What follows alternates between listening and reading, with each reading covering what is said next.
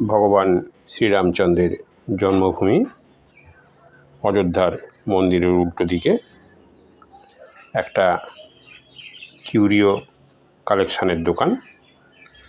আপনারা দেখতে পাচ্ছেন পাথরের শিলা কেটে কেটে কত সুন্দর সুন্দর বিভিন্ন ধরনের মূর্তি বানানো হয়েছে। সেগুলো সব সারি সারি করে রেখে দেওয়া আছে। অপূর্ব হাতের কাজ।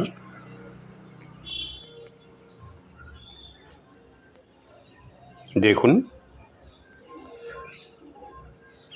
সুন্দর মূর্তি।